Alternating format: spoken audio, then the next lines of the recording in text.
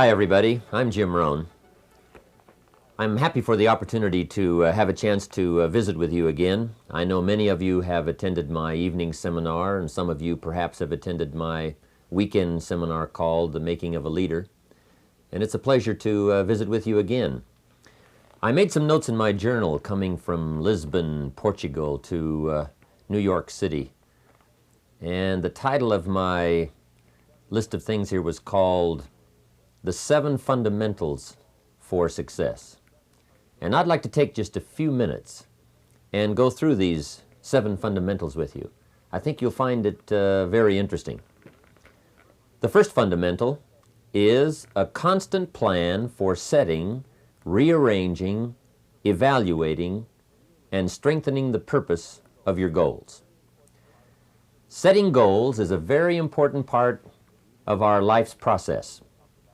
In the evening seminar, for you that have been, we talked about this little simple formula for setting goals. In the leadership seminar, we came up with a whole 10-year plan of goal setting, business goals and personal goals, family goals, economic goals, financial independence. It's a basic fundamental. In fact, if you will work hard on setting goals, put together a plan for setting goals, reevaluate them, rearrange them, constantly talk about them, go over them again and again, I tell you what this process will do in my personal opinion. It'll put you in what's known as the top 5%. And if you want to be successful, if you want your life to really change in major ways, this is one of the fundamentals. Guess how many people have a constant plan for setting, rearranging, evaluating, and strengthening the purpose of their goals? The answer is very few. In fact, if you will do this, you will become among the few who do, that become the envy of all who watch. So that's number 1 fundamental for success. Get together with your family, your wife, your husband, your children, your business colleagues, and make it one of the major fundamentals in your life, constantly setting, rearranging, evaluating, and strengthening the purpose of your goals. That's number 1 fundamental for success. Here's number 2. The second fundamental is a clear picture of what you intend to do with your present resources. That's a fundamental. Figuring out a plan of what to do and how to manage your present resources. Most everyone I talk to has already got something. The big question is, what are you doing with it?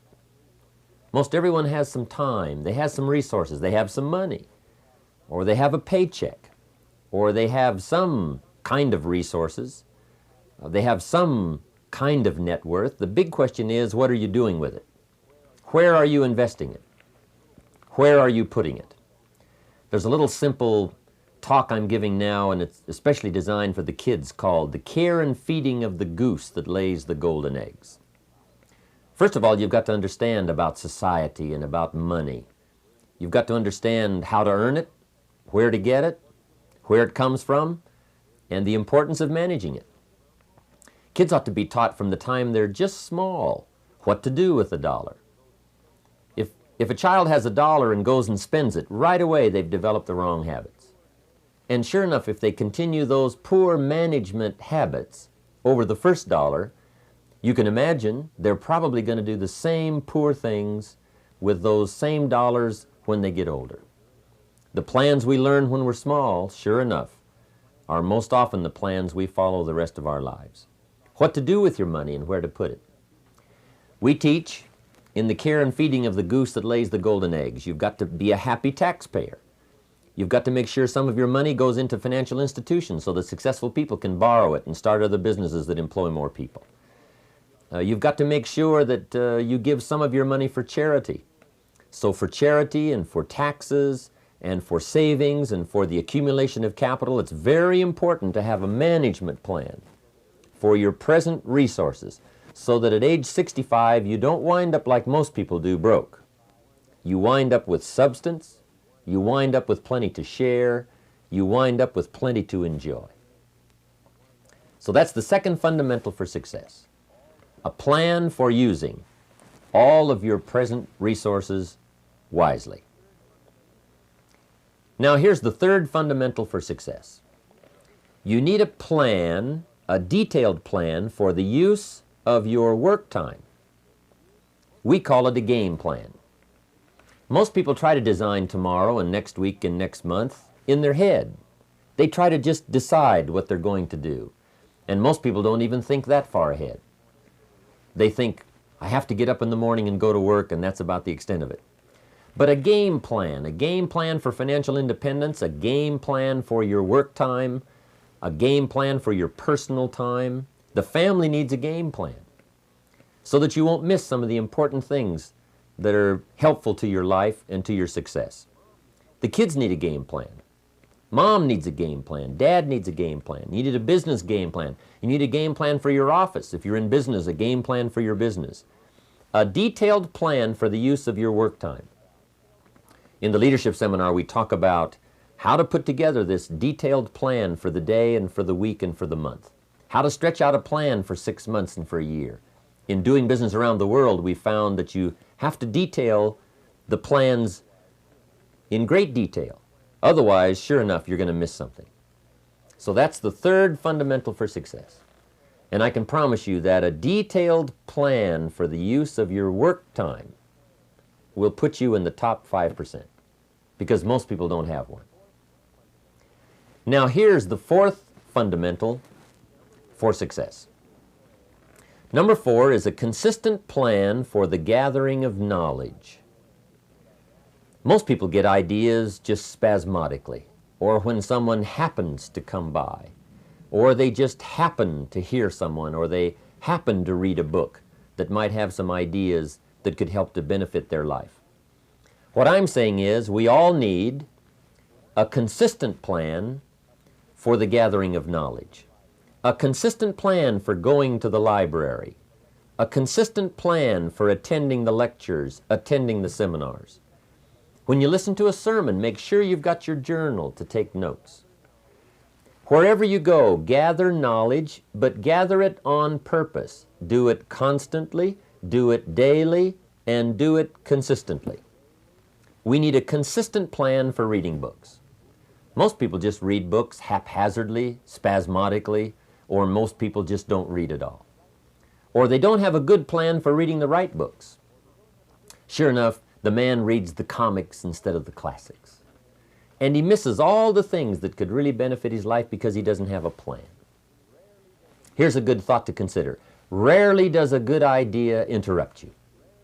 Good ideas must be pursued. You must go where they are. You must seek them out. And there's an important Bible phrase that says, if you seek, if you search, you will find.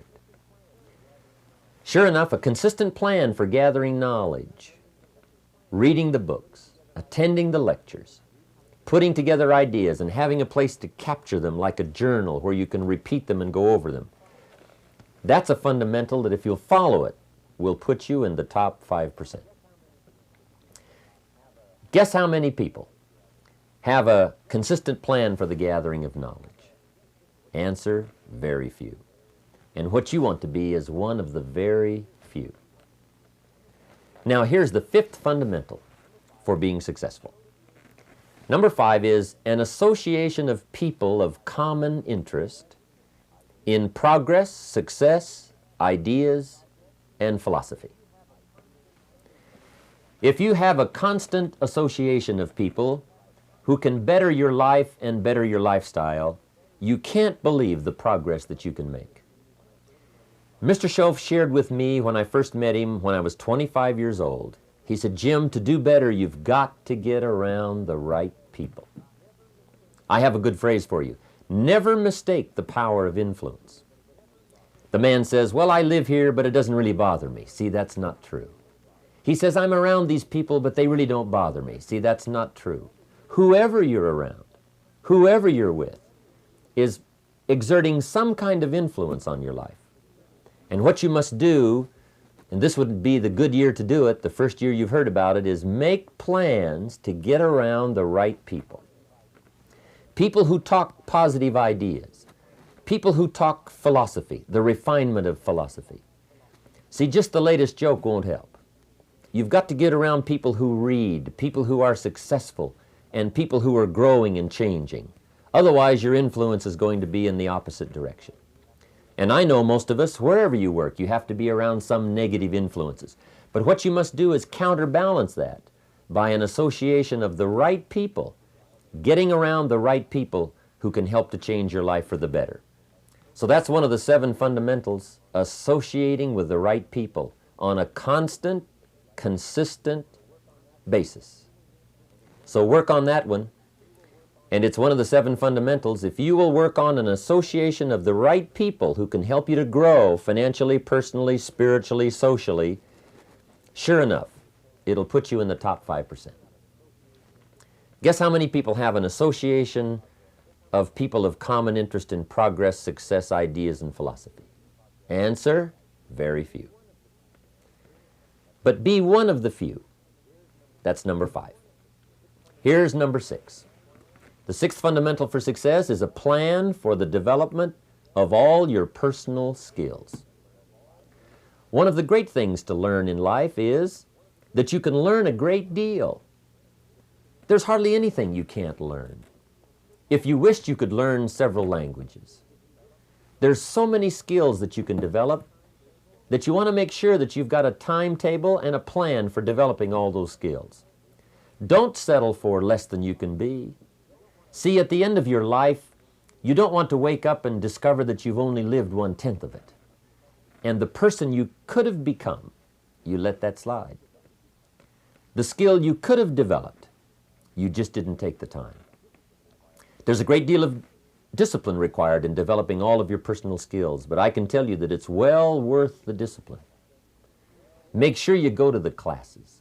Make sure you do all that you possibly can to develop every skill you can, from the skill of leadership, the skill of diplomacy, the skill of language, the skill of business. Whatever you can learn, make sure you take the time to learn it. Now here's the 7th and last fundamental for success. And this is a very important one. Mr. Shove taught me this one when I first met him at age 25. He called it lifestyle. Learning how to live. The 7th fundamental is a constant plan for figuring ways to live uniquely and to enjoy your present substance. Lifestyle is the challenge of learning how to live well. See, if you earned well and didn't live well, see, that would be pitiful. If a man made a great deal of money, but his personality didn't change and his lifestyle didn't change, his uniqueness didn't change, see, that would be pitiful. It's pitiful to find a man in a $500,000 home and sure enough, he's a $5,000 man. Learning the skills of lifestyle, what to do with your money so that you get joy from it.